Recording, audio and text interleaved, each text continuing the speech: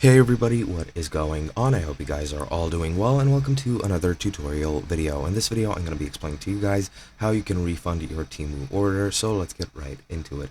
Now, of course, for your Temu order to be refunded and returned, you of course first need to get it delivered to you. So once it's actually delivered, you cannot do it before. So while it's being shipped to you, you need to wait until it gets delivered to your door, and then you can go ahead and start the return and refund process.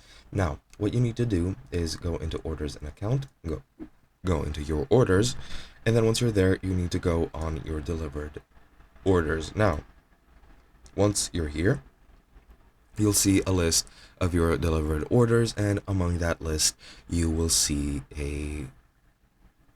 the order that you want to return.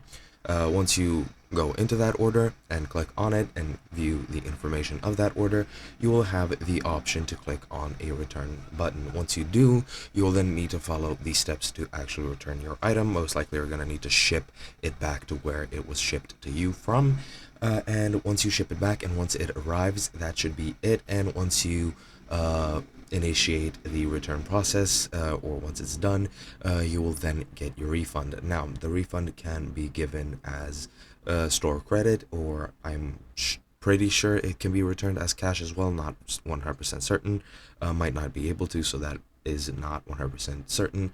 However, you will 100% have the option to get back store credit, which you can then spend back on Temu, and that is pretty much it. Your refund should be relatively instantaneous, I'm pretty sure, but other than that, yeah, there's really nothing else you need to do. It's relatively simple, and that's pretty much it. Hope you guys enjoyed, and I'll be seeing you guys in another video.